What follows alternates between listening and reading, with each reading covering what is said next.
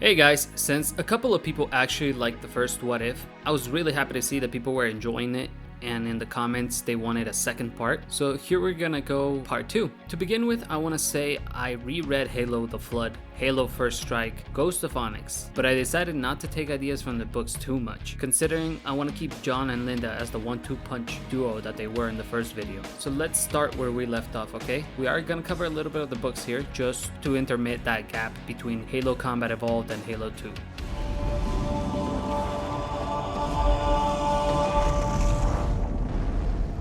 Did anyone else make it? Scanning. Just dust and echoes. We're all that's left.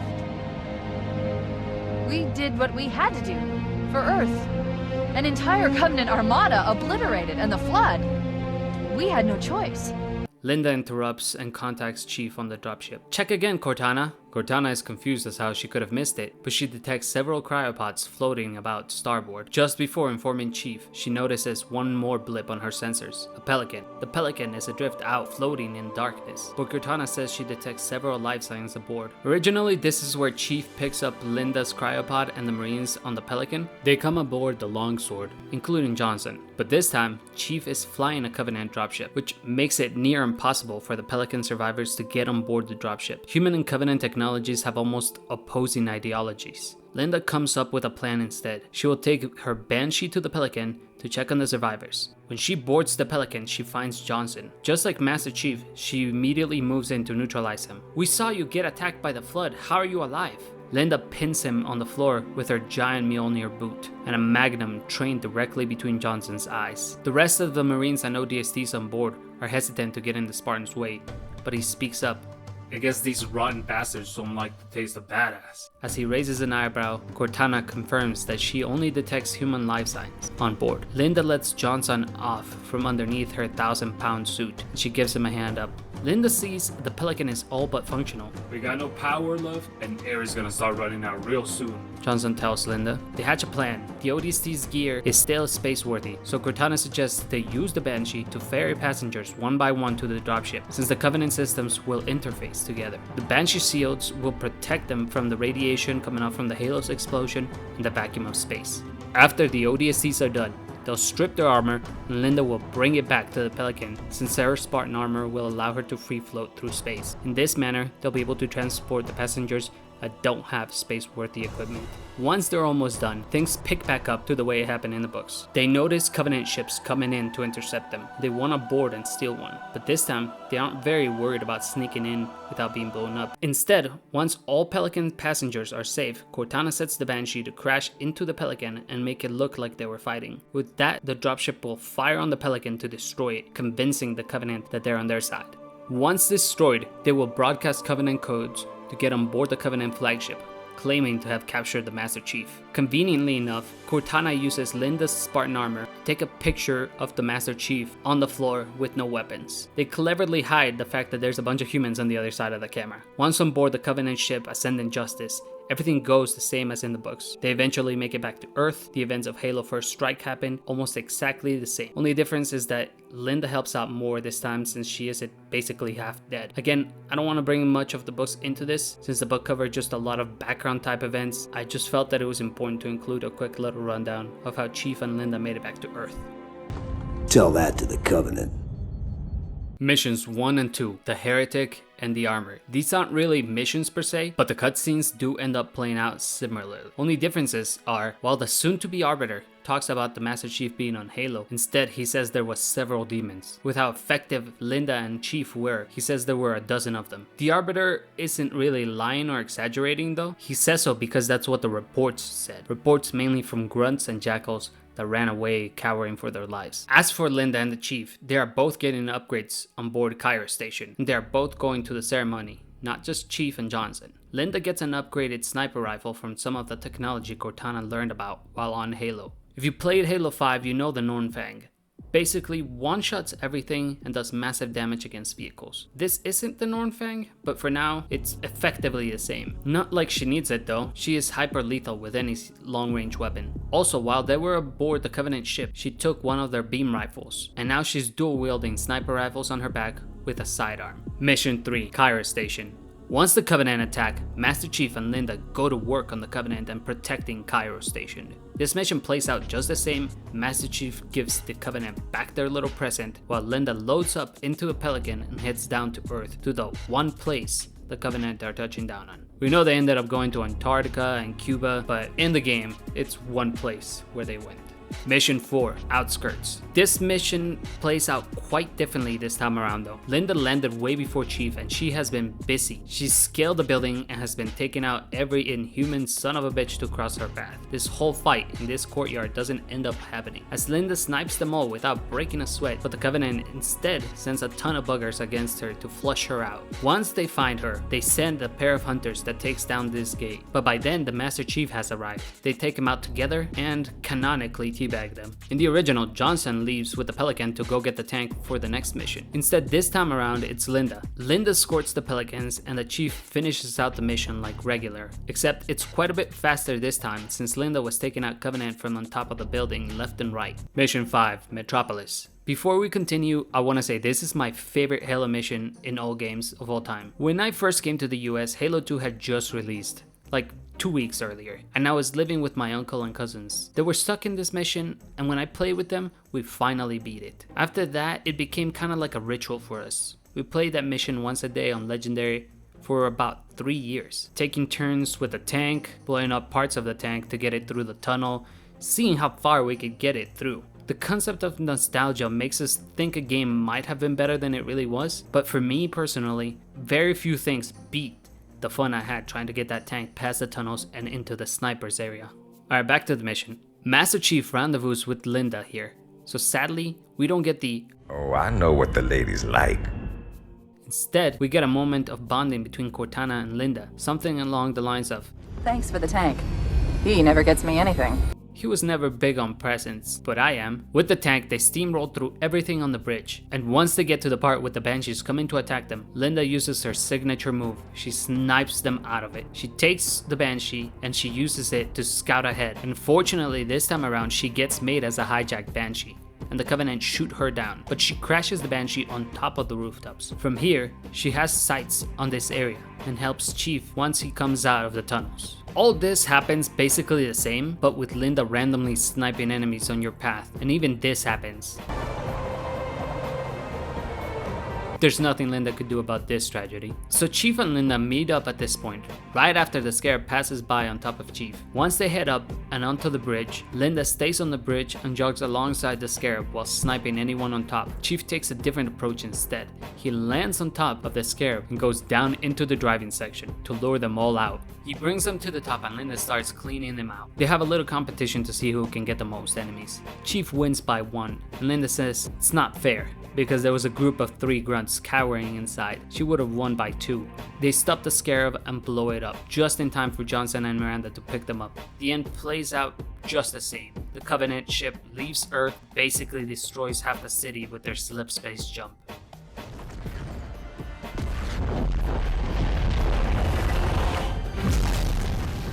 Missions 6 and 7 are similar, but they are Arbiter missions, so Linda doesn't really affect them this much. However, the effects of Halo Combat Evolved do, and as we know in my version of the events, the Flood were a lot smarter. Mission 6, the Arbiter. This one is almost the same, but instead of waiting until the next mission to see the Flood, we see them here early instead. The Flood here are smart. The Gravemind might have died on the rig, but his influence lives on in the echoes of his victims' minds. Therefore, the Flood here are smarter than the Flood were in the original version. With all the Flood here, the shipmaster contacts the Covenant hierarchy, so they pull back. It now becomes more of a suicide mission than it was for the Arbiter. Basically, it was already supposed to be a suicide mission, but this is just more cruel. This time, there's less chasing the Heretic, and it's more trying to survive the Flood and get to the Heretic. In Mission 7, the Heretic shields himself in a room, but instead, this happens in Mission 6. He has already been hiding in that room, shielding himself from the forces of the Flood, since all of his followers were already overwhelmed. Mission 7, the Oracle. Following up on the previous mission, there was less time spent looking on the Heretic, but also less reinforcements. This time around, the fight with the Flood is very straightforward, but the Arbiter is heavily overwhelmed by the Flood. When he finally gets to the Heretic after cutting the 3 cables, he's very tired and has taken some serious damage. But luckily for him, there is no fight against the Heretic this time. Instead, he finds him leaning against his ship, all weapons on the floor, and he says, I would be honored to die at the hands of an Arbiter, but listen to my final words, Arbiter. The prophets are liars, and the great journey they seek is a mockery of the Forerunner's sacrifice. The Heretic has begun to show heavy signs of Flood infestation at this point, boils and pockets of flesh sprouting around his body. Listen to the Oracle, Arbiter. It will show you the truth. Please, strike me down so I may maintain some honor in the end. The Arbiter kills the Heretic and promises to listen to the Oracle. He bows to the Monitor and contacts Star Tours to come pick him up. Since the shipmaster was repelled by the Flood, he asks the Monitor to speak. The Monitor then tells him everything he told the Heretic, but the Arbiter's faith does not waver, or so it seems. While distracted by the arrival of the brutes, the Heretic's corpse starts to twitch and convulse. It rises and attacks the Arbiter, but the Monitor attacks it and destroys it. But at this point, the Arbiter is infected with a parasite, so he immediately uses his sword to cut off his left arm. The Monitor now burns the stump where his arm used to be to stop any potential corruption.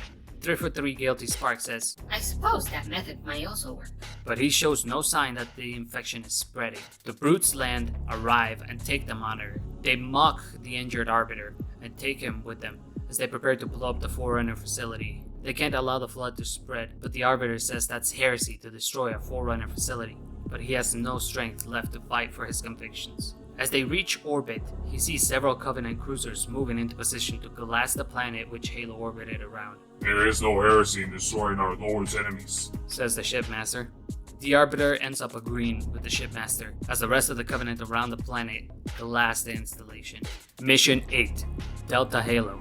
The in amber clad exits slip space. Miranda asks Johnson if he's okay. In turn, Johnson asks Chief. Instead of Cortana, Linda responds this time. We are fine. This time around, Linda and Chief drop to the ring instead of Chief and a bunch of ODSTs. And Johnson loads up 2 Pelicans like in the normal. While dropping though, they encounter enemy fire, same as the original. This time, they hit Linda's pod. She gets diverted way off course. But with no backup, it takes Chief a bit longer to clear out this landing zone. Meanwhile, Linda has landed on the other side of this bridge. But by the time Chief clears his way and gets all the way to that side, Linda has already sniped most of the enemies on that side. The only ones left alive are the ones cowering inside. Chief tells Linda to push forward, so by the time the tank arrives and he rolls through a bunch of already dead Covenant, he can meet up with Linda up ahead. But soon enough, he catches up to her when they get to this plaza. They meet up here while she's scavenging ammo and grenades off a pile of corpses. Linda hops on the tank and they roll through to the ruins. 2 Spartans on a tank demolish the Covenant. Once they head inside the ruins and into the cave, that takes him to this little waterfall. Linda is finally able to replenish her beam rifle ammo cartridges. She stays on top and goes along the edges while sniping anything that moves ahead of the Chief. The Chief pushes his way through, killing the rest. Once they finally make it to the room with all the elite on our guard, the elites are trying to ambush the Chief, but instead Linda comes in from the side and surprises them, so they take these honor guards quite readily. Mission 9, Regret. Miranda decides to take the Index with Johnson's help, but this time around, they have 2 Spartans. So instead, Miranda sends Johnson to pick up Chief and Cortana, while Master Chief tasks Linda with the elimination of the Prophet. The mission goes by way easier this time around. With all the long-range lines of sight, Linda takes advantage of her snipers, and the first half of the mission becomes a cinch. Gameplay-wise, we have infinite ammo, as Linda's armor has an extra compartment for sniper ammo, and that's all the help she really needs and gets from the in amber clad. The hard part starts when she goes underwater. She has to deal with a lot of close range combat.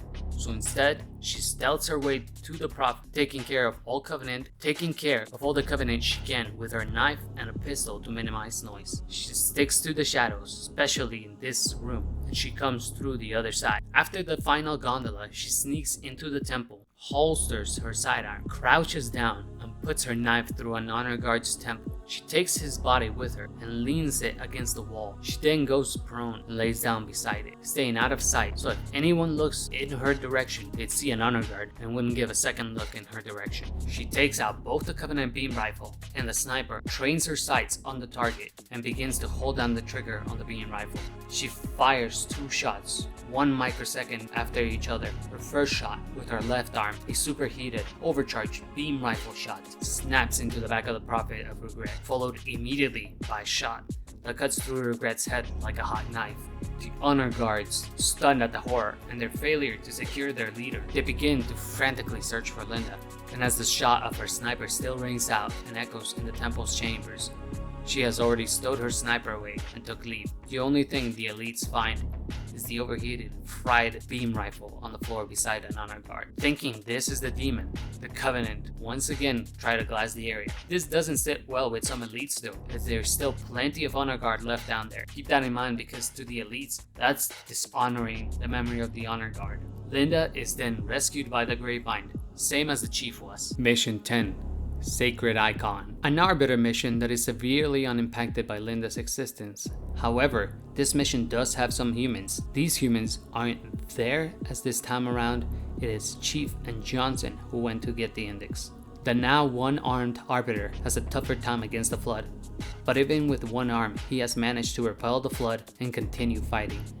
The shipmaster is very impressed and has more respect for the Arbiter overall. Their friendship is solidified much sooner than originally. Mission 11, Quarantine Zone. Once again, this mission is not impacted except for there being less human flood here, and the rest of the humans are back on in amber clad. Instead, it's only different when we get to the ending. Johnson and Chief retrieve the index, but Arbiter gets in their way. Being a much more even fight than original, Chief beats the one-armed Arbiter though, but by the time the fight is over and he's about to kill the Arbiter, Tartarus has brought in a ton of brutes.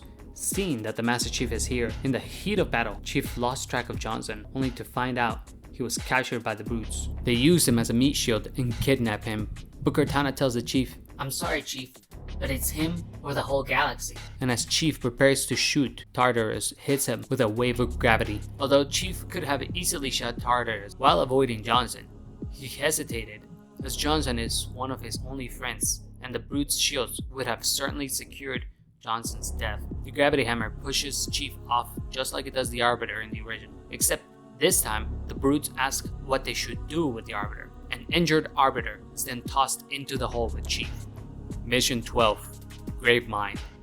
The Gravemind cutscene plays almost the exact same, except this time Linda is there, and the Prophet Regret had his whole face pretty much exploded from Linda's shot, so the Prophet is not really there. Instead, the Gravemind relies on the monitor, Penitent Tangent, more to explain to the Arbiter what Halo really does. So the Gravemind holds up John first. This one is machine and nerve, and has its mind concluded. Then the Arbiter then says, This one is but flesh and faith, and is the more deluded. He then grabs Linda. He holds her up. He pauses for a moment. This one is of flesh and nerve, and her mind is included. The Gravemind shivers. Chief seems confused by what the Gravemind means by secluded and by his reaction to Linda. Chief gets teleported first, and Chief and Cortana watch the in amber clad come crashing down into High Charity, and that's when we find out the Flood have basically gained control of the ship. The whole time the Gravemind was launching an assault on in amber clad because Miranda was there. The Gravemind wants her mind to learn Earth's location and codes for the in amber clad, but she managed to crash it in order to buy Chief and Linda time. She also transferred all her neural network clearance to Cortana, so she can remotely detonate the ship with a countdown instead. Boo! Mission 13, Uprising. The Gravemind tells the Arbiter that because of his injuries at the hand of the Master Chief, he was sending Linda with him instead. This will complicate things in the short term, because Linda now has to watch her back in case of the Arbiter. But after Penitent Tangent said the same thing as Guilty Spark, the Arbiter has really begun questioning his ideologies. Linda and the Arbiter go through the mission much slower, hesitant of each other's company, with no help from various leads and hunters, because they would freak out about Spartan and Arbiter fighting side by side. After all, the Great Schism is just starting. They have to find another route to the gates where the mission ends. This time, when the shipmaster sees them though, they are coming from a different path, and he sees Linda behind the Arbiter. He believes she's trying to kill him. Right before he tries to shoot her with a wraith, she lunges forward at some brutes hiding in the path they came through. They had been waiting to ambush the Arbiter since they could smell him. The shipmaster is stunned to see a demon risk their life for the Arbiter. He chooses not to fire, but he's very wary to approach them. Mission 14, High Charity. The mission ends up playing out exactly the same. There's not much difference here. Only thing is, Cortana got all of Miranda's codes for clearance, so she set the ship out for a time explosion. Throughout the mission, she, instead of just being in the Covenant network, she uses the Covenant's channels to get a hold of Linda and the Arbiter. She tells them how much time they have. They will have 2 hours, but she gives them a clearance code. If it seems like Tartarus is gonna succeed, Linda can light the explosion. Once the in-amber clad is set to explode, Chief leaves with Cortana. This is the same, except now Cortana is not left behind on High Charity. Mission 15. The Great Journey. Mission starts from Linda and Arbiter's point of view. During the conversation with Cortana saying that if the brutes are going to succeed in activating Halo, they need to set off the explosion early, even if it kills her, Johnson, the Arbiter, and anyone left alive on both Halo and High Charity. Linda somewhat jokingly says, if that happens, at least the Covenant Armada won't be making it back to Earth in one piece. Suddenly they see a Wraith approach them at full speed. Linda prepares to get in front of the Arbiter to protect them from the Wraith. This was the final straw to convince the shipmaster that Linda is trying to help the Arbiter. So the rest of that cutscene plays out similar, except the Arbiter kind of vouches for Linda in the Sankhili native language. Little do they know that her armor can translate what they are saying, so she hears the Arbiter basically trusts her to some degree. The mission plays out same until they get to the Scarab. When they get there, Linda and the Arbiter manage to save all these Marines here, and they rendezvous with the shipmaster's forces. Extremely reluctant to work with the humans, the shipmaster explains to them what's going on and how Halo is going to kill them all, and it's a big lie about the Great Journey. Some of them turn against the shipmaster, but most are smart enough to see a Scarab pointed right at them. Johnson, seeing Linda along with the Arbiter, ends up easily getting along with them, even if just a few hours ago he tried to kill him. Linda and the Arbiter escorts the Scarab to the beach. They make their way to the control room. They place out the exact same, but this time with the combined efforts of Johnson, Arbiter, and Linda, Tartarus dies much faster. One more thing I'd like to add here is that the Marines that were rescued when Johnson gets on the Scarab fight alongside the elites in the control room, which makes it the first time human and elite forces truly work together. Linda makes her way to the Index and stops the Halo firing sequence. The end plays out the exact same with Linda instead of Miranda, because this time Miranda is dead, or so it seems. Alright guys, this was a lot of fun to write the script for, but this is just the first half. For the second half, I wanted to tackle a different version of what would happen if Linda was in Halo 2. Instead, I will be including the events in Halo 3 ODST as they roughly take place during Halo 2. And I'm gonna be honest, while writing the script for this next video, I was way more excited and I feel like it's a better script overall. I would highly recommend watching the next part. I'm about to record it and I feel more confident that it's gonna be more enjoyable. There's a lot more what if to it, if you know what I mean. Anyway, thank you for watching. I hope you have a great day. Bye. Shoot.